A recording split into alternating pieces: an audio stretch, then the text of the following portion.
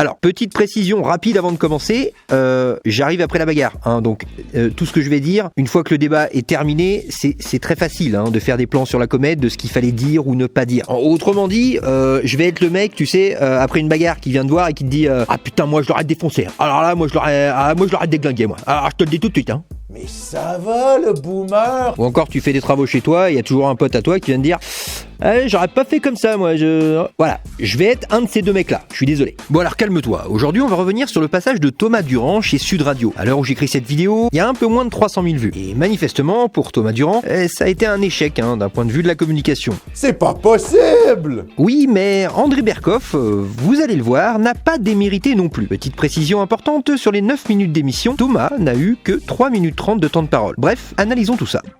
C'est quand même très gênant ce qui se passe. Vous lui donnez 38 minutes pour déblatérer. Non, j'ai donné très exactement ce qu'il a. J'allais pas faire 38 minutes, il parle de Fast and Furious pendant 20 minutes. J'ai donné très exactement ce qu'il a dit sur vous et sur la plainte d'ailleurs qu'il a déposée contre vous. Voilà. Il y a d'autres éléments dans les 38 minutes que vous avez donné à M. Berkane qui posent problème parce que c'est une théorie du complot générale où j'aurai un rôle particulier. Et donc, vous donnez la parole à des complotistes. Je n'y peux rien, c'est comme ça. Donc, vous me donnez au moins 5 minutes pour répondre. Allez-y, répondez, voilà. Vous l'avez. Alors déjà, vous avez présenté M. Berkane comme docteur en neurosciences. Est-ce que vous êtes sûr de ça ? Ici, Thomas Durand choisit malheureusement de partir sur une question rhétorique, car Thomas, évidemment, connaît la réponse. Mais dans un format aussi court de 8 minutes, on n'a pas le temps pour des questions rhétoriques, Thomas. On n'a pas le temps. Déjà, c'est pas le sujet, mais quand bien même il aurait voulu amorcer son droit de réponse sur les diplômes d'Idriss, il aurait dû y aller direct, du genre « Vous avez présenté Idriss comme chercheur en neurosciences, et jusqu'à preuve du contraire, c'est faux. Maintenant, parlons de ce qu'il dit sur moi, blablabla, blablabla. » À la limite, je me dis ok, ok. Écoutez, moi j'ai lu les livres d'Aberkane. Je trouve que Idriss Aberkane est quelqu'un qui parle de choses tout à fait passionnantes et qui en parle bien. Je n'ai pas vérifié ses diplômes, mais le problème n'est pas les diplômes. Le problème, vous savez, c'est ce que les gens ont à dire. Dans ces livres, moi je ne juge pas votre affaire, je ne la connais pas, donc je n'ai pas à juger, à dire quoi que ce soit là-dessus. En revanche, lui, effectivement, il se présente comme cela. Moi, je juge les gens, et les hommes ou les femmes, à leurs œuvres, et ces œuvres m'ont plutôt intéressé.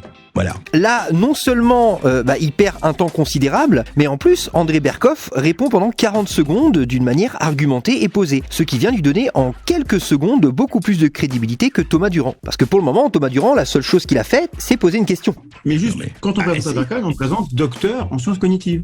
Il n'y a pas de doctorat en sciences cognitives. Voilà, dès le début, il fallait dire ça et enchaîner directement avec un truc du genre « Mais c'est pas grave, c'est pas le sujet, vous êtes journaliste, vous avez fait une erreur, ça arrive. Mais le sujet, moi ici, qui m'intéresse, c'est blablabla. Blablabla. » Au lieu de ça, c'est Berkoff lui-même qui lui demande de recadrer son discours, comme on recadre un enfant. Ce qui, encore une fois, dans ce genre de débat, donne plus de crédibilité à Berkoff, qui lui, pour le moment, se concentre sur l'affaire Durand-Aberkane. Mais vous allez voir, ça va pas tarder à changer. Revenons à votre affaire. Vous dites non mais attendez, non, ce que Thomas Durand, vous dites que vous avez il y a un récit complotiste d'Idriss Aberkane. Bon, vous dites qu'il vous a diffamé, voilà. En quoi vous a-t-il diffamé? Alors dites-le, c'est pour ça que on vous donne le droit de réponse. Allez-y. Alors, je serai poursuivi pour association de malfaiteurs, apparemment. C'est très grave, hein, c'est passible de 5 à 10 ans de prison. Mais est-ce qu'ils sont tarés, ces gars? Est-ce qu'ils sont tarés? Non, mais entre vous et moi. Est-ce qu'ils sont complètement dingues? En effet, même si le terme association de malfaiteurs ici peut paraître complètement excessif, en réalité, en cherchant un petit peu sur internet, ça regroupe plein de possibilités, sans forcément imaginer un truc de mafieux sombre comme on peut imaginer dans les films. Mais en ce qui concerne Thomas Durand, je sais pas ce que vous en pensez, ça me semble pour son cas complètement lunaire comme accusation. Bref, là, pour Asserment d'Axe, c'est le meilleur moment, parce qu'il explique partiellement en quoi cette plainte est délirante. En gros, ce chef d'inculpation veut dire que, avec d'autres personnes, dans l'ombre, j'ai préparé un crime ou un délit. Et l'intitulé du crime ou du délit que j'aurais préparé et qui mériterait 5 ans de prison, qui justifierait on est quand même dans un délire où je serais moi à l'origine d'une officine. Alors une officine, c'est quand même un mot aussi très chargé.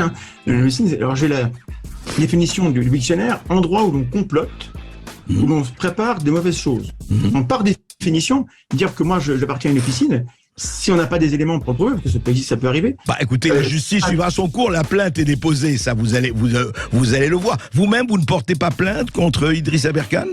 Écoutez, moi, je n'ai pas des moyens infinis comme les siens.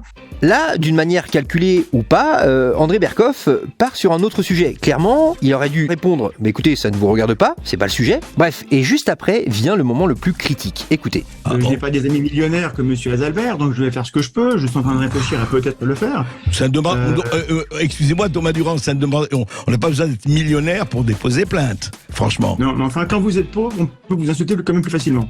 Quand vous êtes pauvre, on peut vous insulter plus facilement. Gardez ça dans un coin de votre tête, on va y revenir juste après. Ouais, peut-être que vous l'ignorez, parce que vous avez la chance de ne pas être pauvre. Oui, écoutez, vous êtes pas un prolétaire SDF, que je sache. Non, très sincèrement. Non mais attendez, ce qui est extraordinaire là-dedans, vous avez déjà eu 3 minutes, vous ne répondez pas sur le fond. Est-ce que ce qu'il dit est complètement délirant et faux ou pas? Alors là, Berkoff, quand il dit « vous ne répondez pas sur le fond », c'est d'une mauvaise foi absolue parce que juste avant, il a coupé Thomas, alors qu'il était justement en train de développer son argumentaire pour démentir les accusations d'Aberkan. Là, en gros, la situation, en exagérant à peine, c'est « alors, il a mangé ce pot de Nutella ou pas ?»« Alors, c'est-à-dire que moi hier... »« Oui, bon, ok, mais tu vas porter plainte alors ?»« je sais pas, Bon, écoute, là, ça va, hein, commence pas à m'embrouiller. Idriss a dit « tu as mangé du Nutella » et tu réponds pas sur le fond, ça va quoi, hein. Oui, mais j'allais répondre, mais après tu m'as posé une autre question, du coup Mais est-ce qu'ils sont tarés, ces gars? Est-ce qu'ils sont tarés? Non, mais entre vous et moi. Bref, c'est complètement lunaire. Mais là, malheureusement, c'est la descente aux enfers pour Thomas qui, au lieu de recadrer le débat, va aborder lui-même d'autres sujets qui n'ont rien à voir avec son droit de réponse. Et Berkoff en profite donc pour raconter sa vie à propos de Wikipédia, ce qui n'a rien à voir avec l'affaire.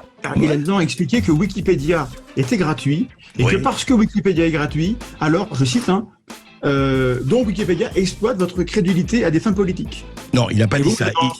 Il a dit que c'est un agrégat. Écoutez, moi je vais vous dire une chose par rapport à Wikipédia, parce que vous parlez de Wikipédia.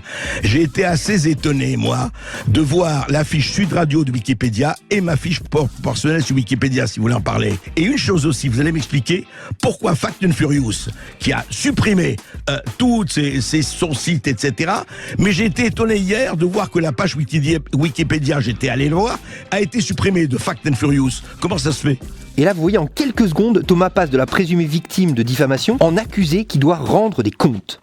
Qu'est-ce que Wikipédia a à voir avec moi, j'ai la réponse à votre question, mais alors allez-y. Il faut apprendre à poser les questions aux bonnes personnes. Hein. C'est quand même votre métier. Allez-y. Moi, je ne peux pas répondre pour Wikipédia. D'accord. Donc, par rapport aux propos complotistes, je crois me souvenir que vous avez déclaré que le sauvetage d'un enfant d'un balcon, un Français, était un coup monté. Pas du tout.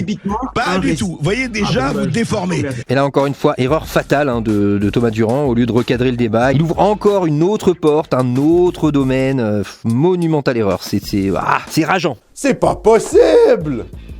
Là, on va arriver sur un moment très croustillant. Mais pourquoi? Ce que je comprends pas, vous dites que vous êtes pauvre. Puisque vous dites que Idriss Aberkan... Il a dit que j'étais pauvre. Hein? Ah si, vous venez de le dire. Non, alors les gens pourront rembobiner, ils verront ce que j'ai dit, ce que je n'ai pas dit. Bon. Alors, est-ce qu'il a dit qu'il était pauvre? Revoyons l'extrait. On n'a pas besoin d'être millionnaire pour déposer plainte. Franchement. Non, mais enfin, quand vous êtes pauvre, on peut vous insulter quand même plus facilement. Donc, pour les mots du bulbe, on va faire une petite expérience. Si je dis « les mecs qui sont beaux ont plus de chances de se faire draguer dans la rue », est-ce que j'ai dit que j'étais beau? Est-ce que j'ai dit que j'étais moche? Vous avez 4 heures. Tous les esthéticiens en PLS. Bon, la réalité ici, c'est que ce que Thomas a voulu dire, c'est tout simplement qu'Idriss dispose de moyens financiers et de temps qui lui permet de porter plainte plus facilement que quelqu'un qui a moins d'argent. Ce qui factuellement est vrai, ça sera toujours plus facile pour un mec de porter plainte pour X raisons s'il a derrière lui son avocat qui va juste tout gérer de A à Z. Mais encore une fois, c'est un détail. Écoutez, simplement, pourquoi, la question, pourquoi vous n'attaquez pas Aberkan? Et voilà, encore une fois, il revient avec cette question qui n'a rien à voir. Il aurait dû répondre tout simplement. Écoutez, monsieur Berkoff, j'ai réfléchi, mais ça ne vous regarde pas outre mesure. Je ne suis pas venu ici pour dire si oui ou non j'ai déposé plainte. Si vous m'attendiez pour ça, monsieur Berkoff, vous auriez pu m'envoyer un petit message sur Twitter. Ça aurait été plus vite. Sur la question des officines et des machins, on est dans un récit qui ressemble à du complotisme. Moi, par rapport aux infos que j'ai, il me semble que tout est faux. Vous verrez bien. Écoutez, on verra bien. Et quand on leur a montré que tout est faux, vous ferez quoi? Vous direz moi écoutez, quand on a montré que tout est faux, je peux vous le dire ici, justement, contrairement à ça, eh bien, je vous convoquerai à l'antenne et on parlera de cela. En attendant, ça reste dans le flou le plus total. Bah ouais, ça reste dans le flou le plus total, hein, parce que pour la deuxième fois, tu viens de lui couper la parole alors qu'il tentait de développer son argumentaire, connard. Bref, vous l'aurez compris, Thomas n'a globalement pas été bon sur ce coup-là. Mais auriez-vous fait mieux? À titre personnel, sûrement pas, hein, j'aurais peut-être même fait pire. Cela dit, comme vous avez pu le constater, Berkoff y est aussi pour beaucoup, car les 2 fois où Thomas a tenté d'argumenter, il a été coupé par de nouvelles questions. C'est pour ça qu'il n'a en fait pas pu répondre sur le fond. Et toi, mon petit bonhomme, t'en penses quoi finalement de tout ça? Parce que moi